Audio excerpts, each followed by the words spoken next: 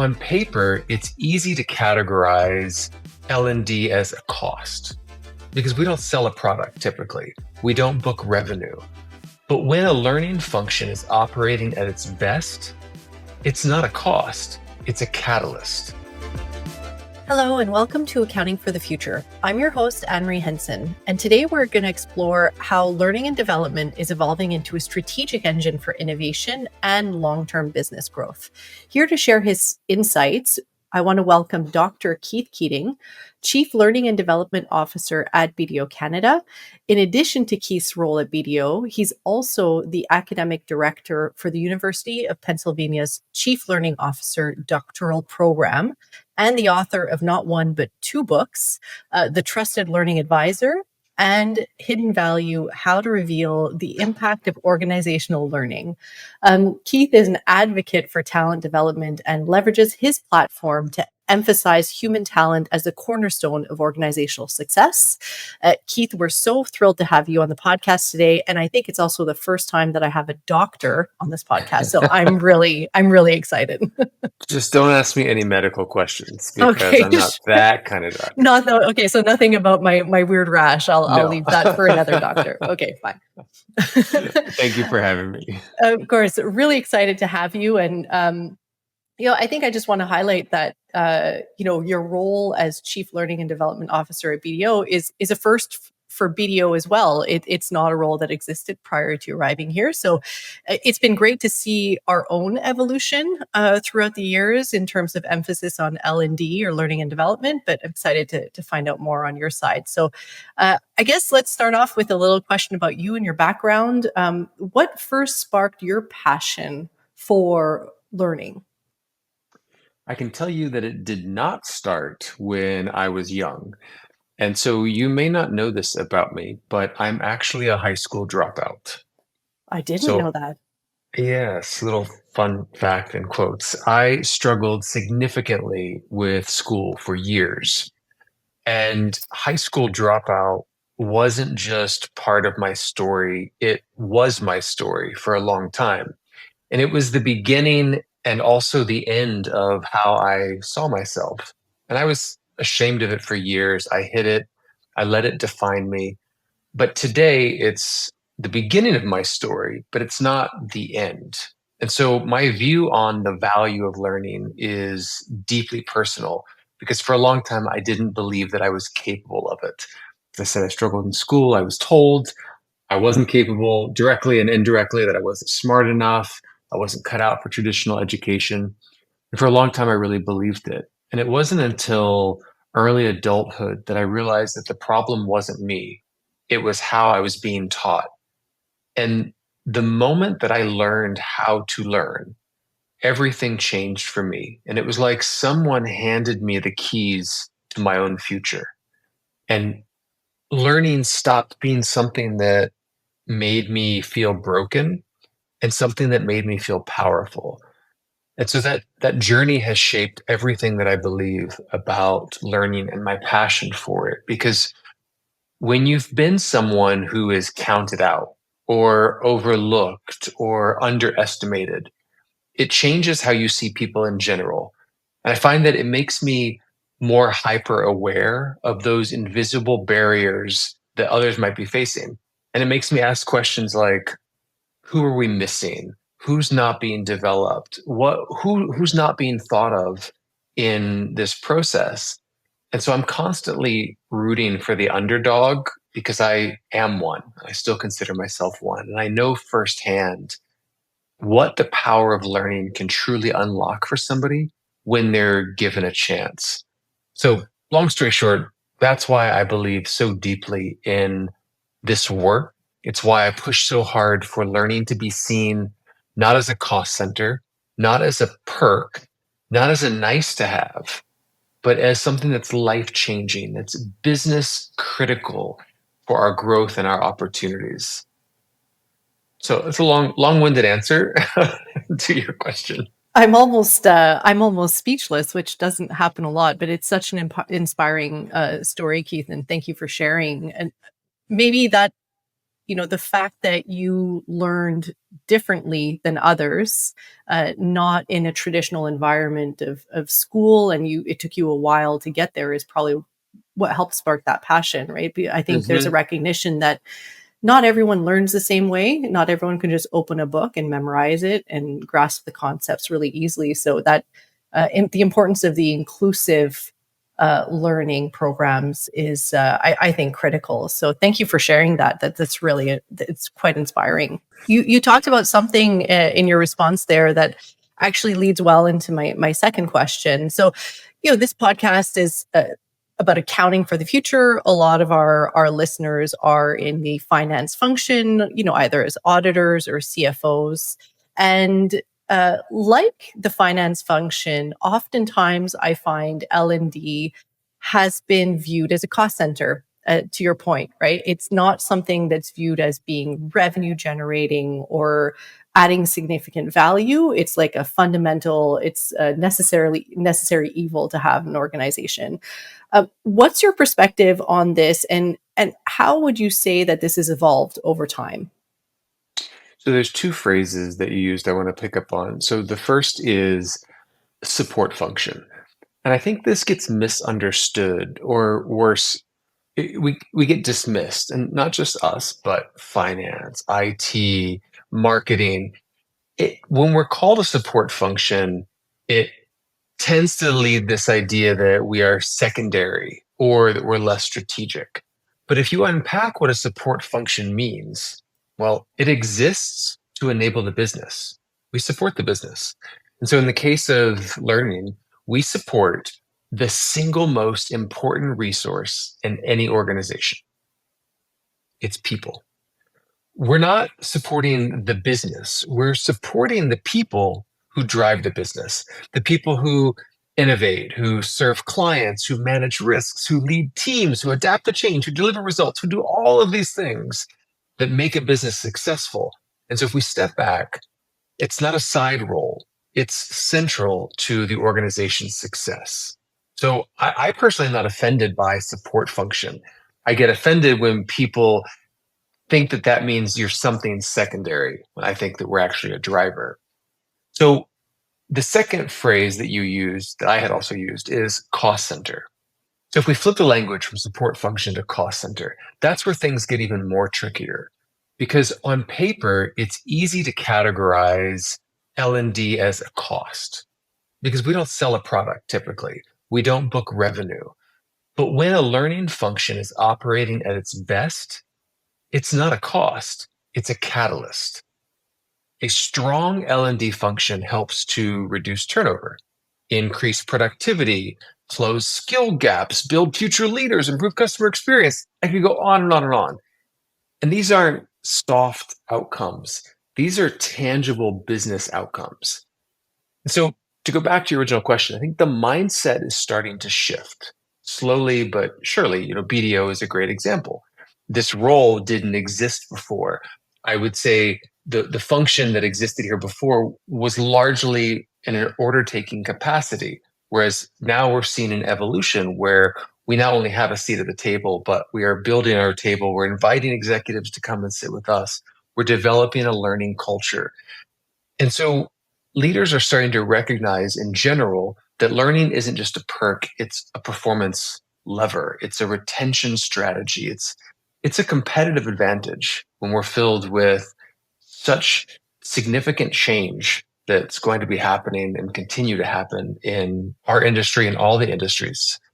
So I'll wrap it up and just say, I'll proudly say that learning is a support function because what we support is the engine of the business, it's the people.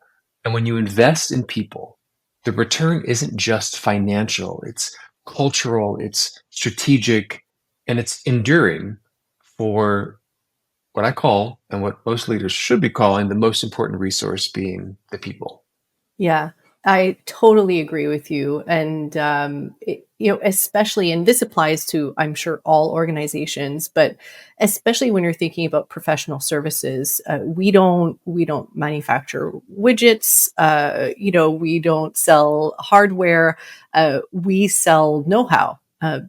We do know how comes from people. So if you're creating this environment that encourages and enables Hmm. individuals to learn, to be curious, to try to take on a new skill, that can only lead to good things in the future and create a great culture. So that's great to hear. It's great to see BDO's own journey, and hopefully a lot of other organizations out there are starting to see the same thing. In your latest book, Keith, Hidden Value, which I think you had a copy of, How to Reveal the Impact of Organizational Learning. There you go. You talked about the evolution of CFOs and their role in learning and development, which is a great topic. We've had a couple of podcast episodes in the past about the ever changing role of the CFO. So I'm really excited to hear your thoughts on this. How can CFOs find value in organizational learning? The first comment I'll make is I think the CFO role is quite exciting. And I, like many, probably didn't view it with the respect that it deserved until my doctoral research. So if you look at the media and you look historically at CFOs, traditionally it's going back, I'm thinking like 80s and 90s movies, it's male dominated. They have glasses, their glasses tend to be broken, and there's some tape holding it together, and they have pencils, and there's the nickname pencil pusher. Fast forward that on average, if you look at Fortune 500 companies, 25% of CEOs were former CFOs. And it used to be that the CFO was it, that was the pinnacle for that career. Now, CFOs have a career path beyond that to being CEOs. And that's because the CFO is such a critical and integral role in any organization. And the CFO is responsible for understanding the value of every component of that business. And so that was what I was curious about because I'll share a quick backstory. I was head of learning at a Fortune 500 company. And one year we had a significant cost savings and we had some healthy potential ROI metrics. And I was really proud of it. And I wanted to go and brag about it to other leaders. And I was told, do not tell anybody. Because if you tell finance, then they're going to reduce our budget by the amount of cost savings.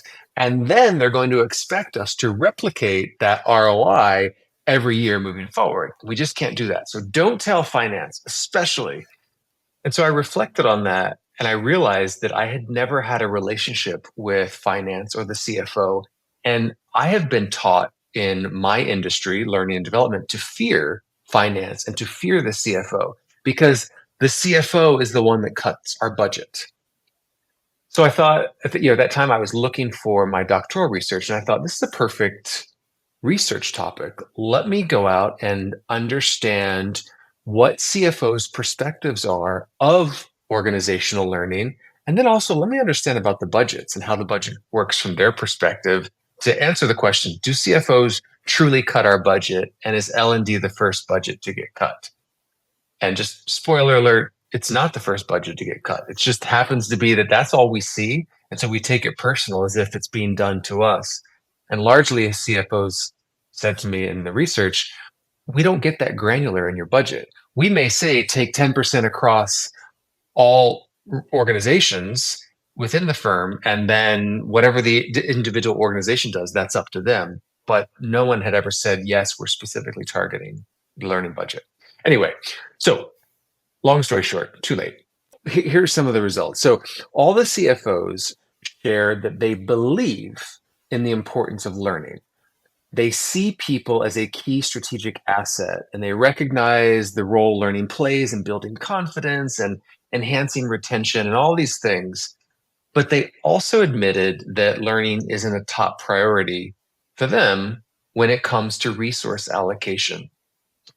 What it comes down to is there's a difference between abstract and concrete beliefs. Abstractly, CFOs told me, yes, of course, learning is important. Who's going to tell you learning is not important? And then when I drilled down and said, okay, well, let's talk about how much did you invest last year in your people from a learning development perspective. No one can tell me that number off the top of their head. But then I followed up with the next question. How much did you invest last year in IT? And they were able to tell me that number. And so it just gives a little bit of indication to abstract versus concrete. Yes, people are our most important resource, but I don't know how much we actually invest in them. IT, not our most important resource, but I know that we invested 23.5 million last year in IT.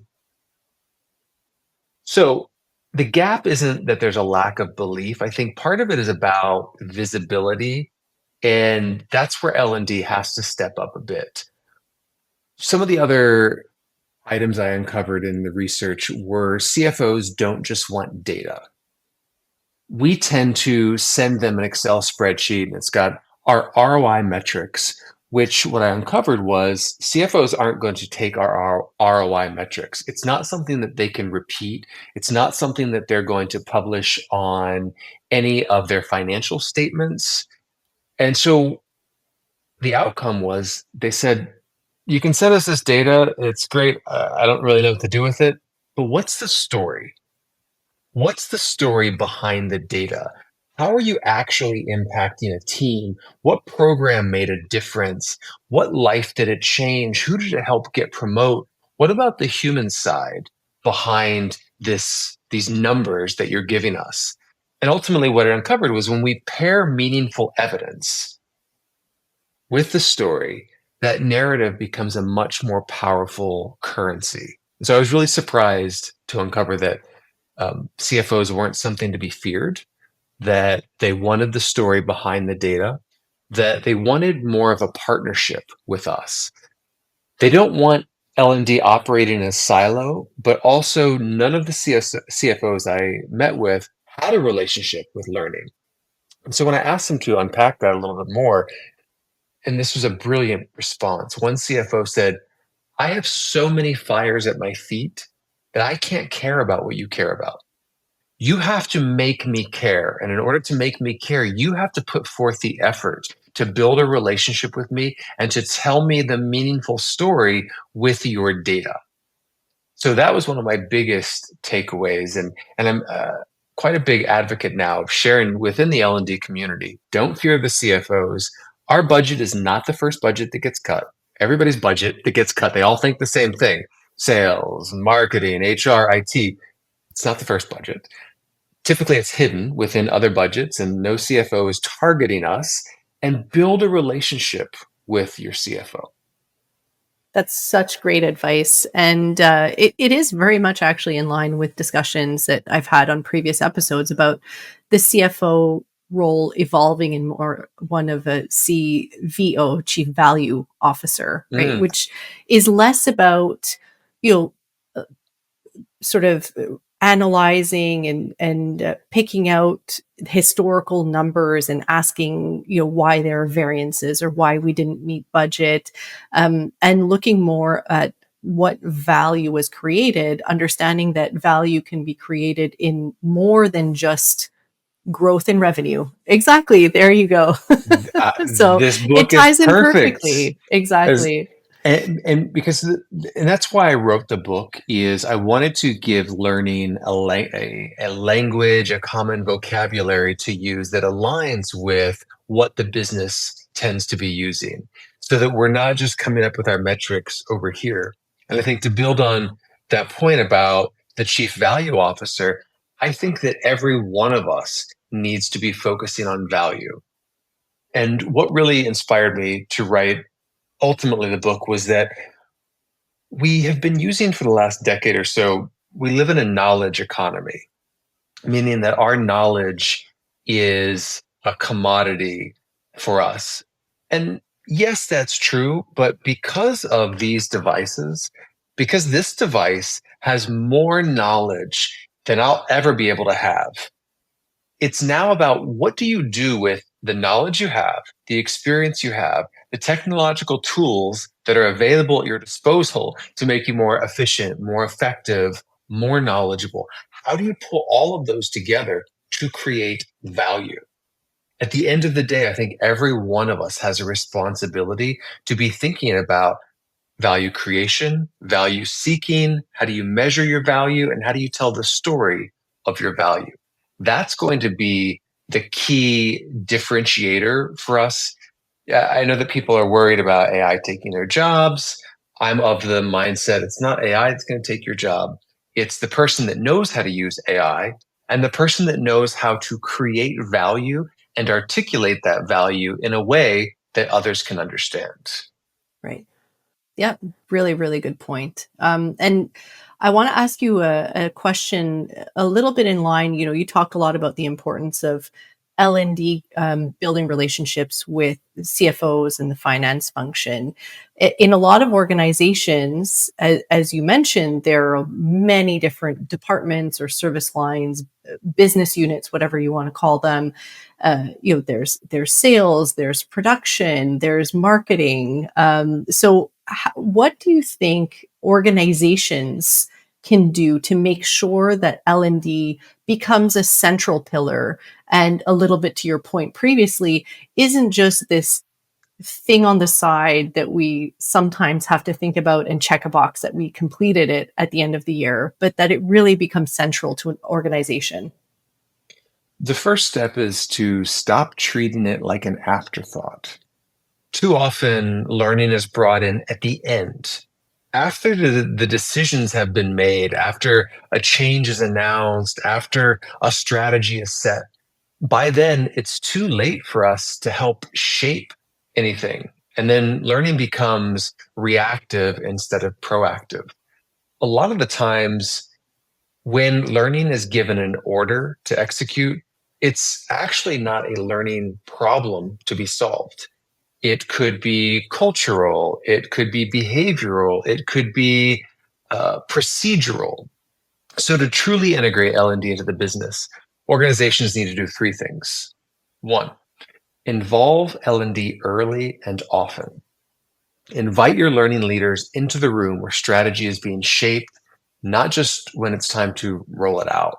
Because when L&D can understand what the business is solving for, then it can align those efforts from the start. Number two, shift the mindset from deliverables to value. And so I want to encourage leaders to move away from asking, what training can we create, to what problem are we solving? And how can learning be part of that solution? Because this shift alone transforms L&D from being a support function into being a strategic enabler. What problem are we solving? And how can learning be part of that solution?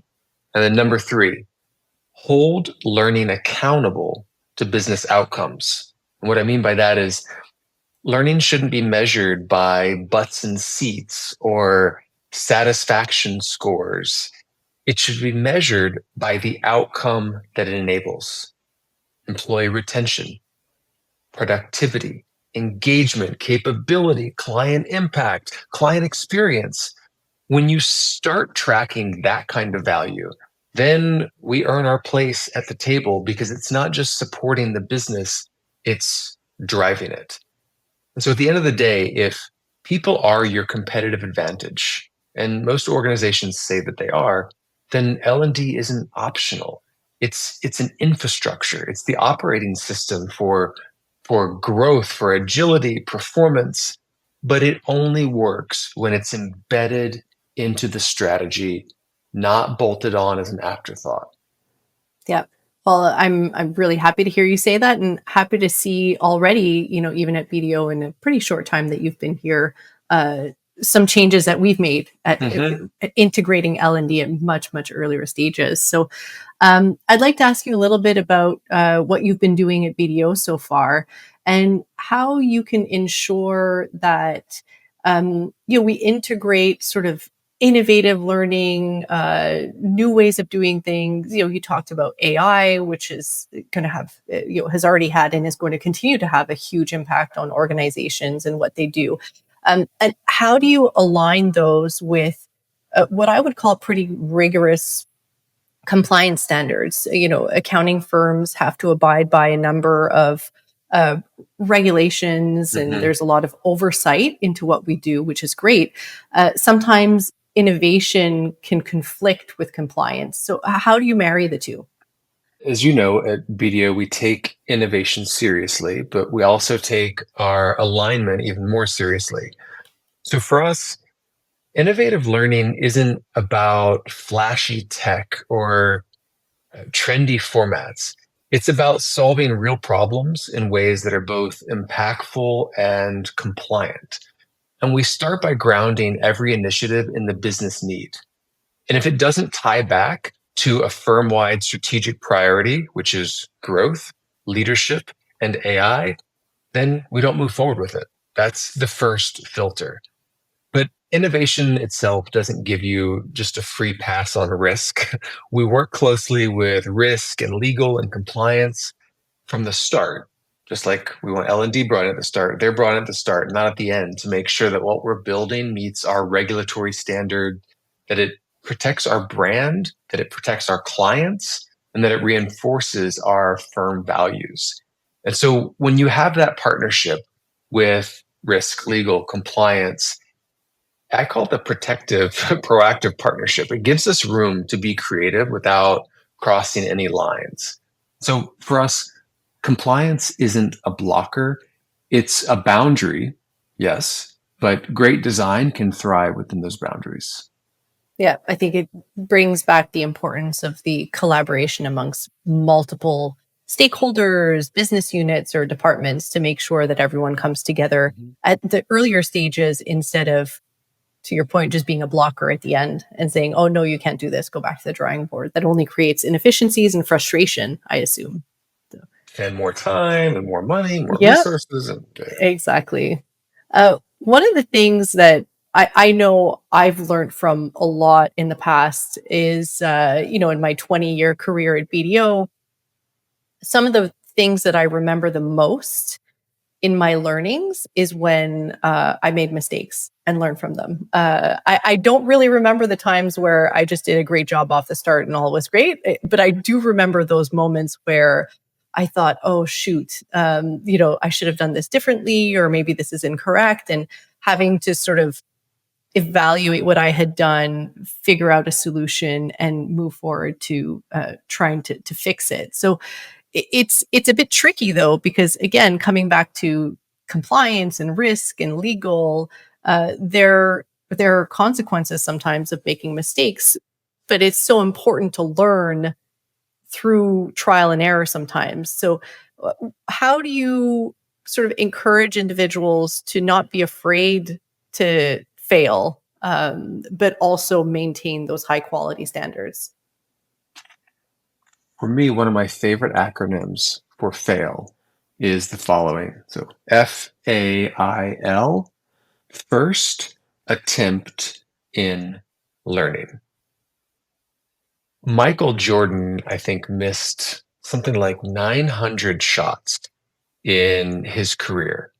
Now, when you think of him, he's considered the GOAT, the greatest of all time. His belief is that he's only great because of those missed shots. And so I love that you already identified, and I can't really think of when me failing wasn't part of my growth. And so we have to have that. We need to have a safe environment for experimentation, but also by being crystal clear between risk taking and recklessness. And so we encourage teams to test new approaches, pilot ideas, learn in real time, but always within an agreed upon framework that protects our people, our clients, and our brand. And so the three ways that we do that is one, we have clear guardrails. We'll work hand in hand with, again, compliance, legal risk at the beginning, not the end. Number two is psychological safety. We let our teams know that failure isn't fatal, it's feedback. If a pilot doesn't work, it doesn't hit the mark, we debrief, we figure out what didn't go right, we iterate, and we celebrate the learning, not just the success. And that goes back to the acronym again, FAIL, first attempt in learning. It's also about having stop gaps in place. It's not like we're just putting individuals out into the field with client files and saying, go. We have people who are going to be reviewing the files. We have support systems in place that allow, should something have gotten through that maybe didn't work properly, we're going to catch that and we're going to get that fixed and we're going to learn from it. And that leads us to the third piece, which is our shared accountability. What I mean by that is innovation is everyone's job, but so is responsibility. We empower our teams to be creative, to stretch while staying grounded in our firm's standards, the values, and the obligations. And so when you create a culture that values learning as much as the outcomes, then people start to take smart risks, not irresponsible risks, and they do it thoughtfully. So that's how you drive innovation and safeguard compliance. It's not an either or, it's a both and. Right. And FAIL is now my new favorite acronym. So thanks for sharing that. That's really great. I want to ask you a little bit about partnerships with other educational institutions in Canada, and I'd say actually in North America. We're quite lucky to have so many phenomenal educational institutions, and some of which are really great partners for organizations like ourselves. And so, in what ways would you say partnerships with these institutions can help BDO or other organizations stay at the forefront of learning and this culture of innovation and curiosity? I'd say those partnerships aren't just a nice to have, they're essential for any organization that wants to stay future ready. And here's why: no single team can go at it alone. And by it, I mean deal with the future. The pace of change is too fast. And the stakes, especially around what we do with and compliance and risk, are just too high. So at BDO, we're intentional about building our strategic partnerships that help us bridge the gap between academic insight and business application and technological advancement. So I'm proud to brag a little bit that we've partnered with institutions like Ivy Business School and Harvard to design leadership development experiences that aren't off the shelf.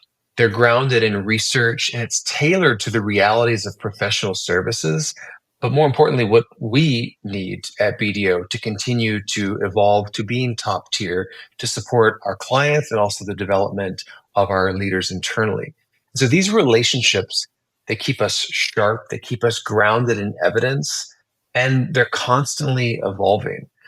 So I've gotten to experience this firsthand in academia as the academic director for the CLO program at the University of Pennsylvania. And so I see how important it is to have access to that applied research because it is real time and it can fuel the impact and the outcome of what's happening today. It's not just theory, it's strategic foresight. And that perspective helps me bring rigor into the design of our learning strategies while ensuring they remain human centric. So I think it's important, not just from a learning perspective, but from a cultural perspective, so that what we're doing is grounded, again, in research, in science, and practicality. And so on the technology front, also a little humble brag that we are Microsoft's Partner of the Year in 2024. And we have a strong collaboration with Microsoft to help us explore how AI tools like Copilot can enable not just productivity, but personalized learning, upskilling, compliance, adherence. In summary, I would say the magic of these partnerships is that they help us balance innovation with integrity.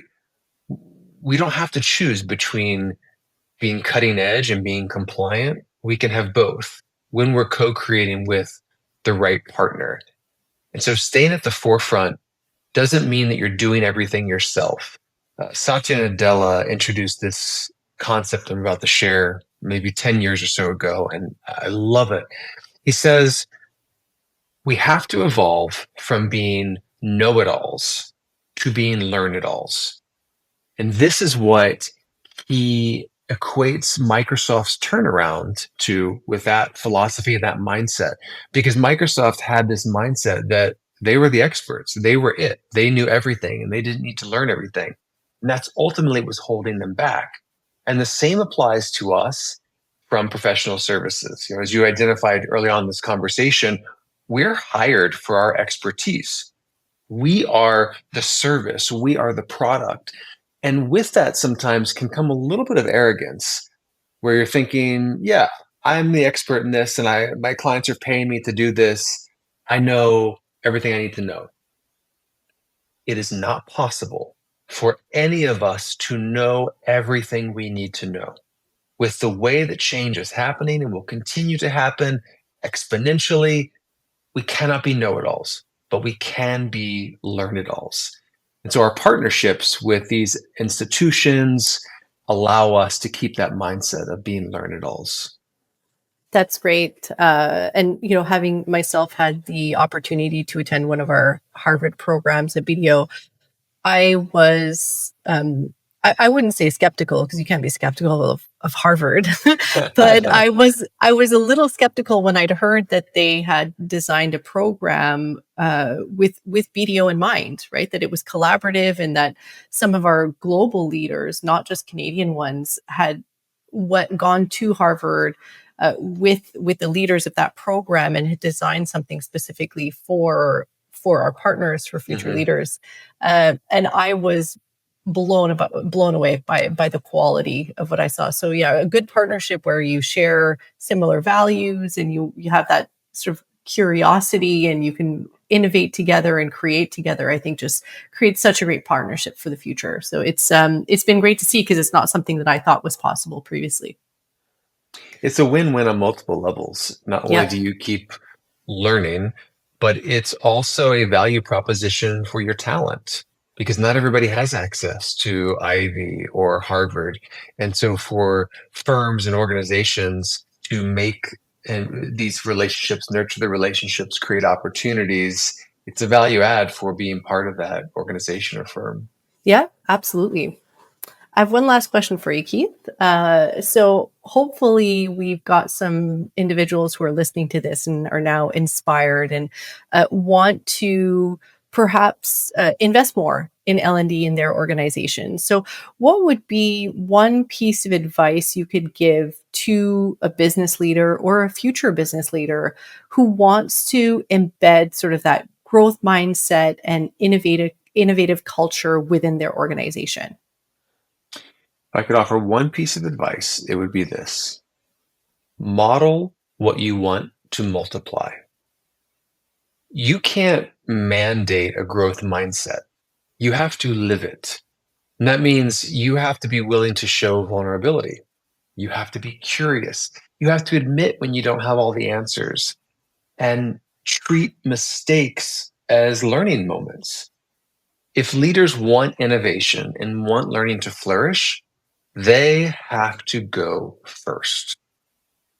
Cultural shifts through behavior, not buzzwords. When your team sees you asking for feedback, when they see you trying something new or navigating failure with reflection instead of blame, then it gives them permission to do the same. And that's how growth mindset takes root. It's how innovation becomes part of the operating system, not just some poster that we put up in the hallway. So remember that fixed mindsets ask, what if I fail? A growth mindset asks, what might I learn? So that one question can change everything. I know you asked for one piece of advice, but I'm going to tack on a second one.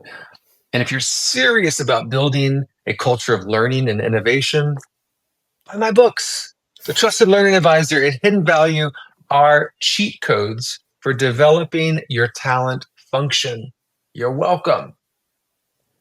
Thank you so much, Keith, for sharing that. That's great, and I do hope that individuals were inspired by this conversation. I certainly was. I always love talking to you. So thank you so much for your time and your valuable input today. I hope our audience appreciated this discussion as well. If you liked the episode, please make sure you leave a review or a comment and click the follow or the subscribe button to stay tuned for new episodes. Thank you to our listeners for tuning in today and to all of our episodes. I'm Anne-Marie Henson, and this has been BDO's Accounting for the Future. We'll see you next time.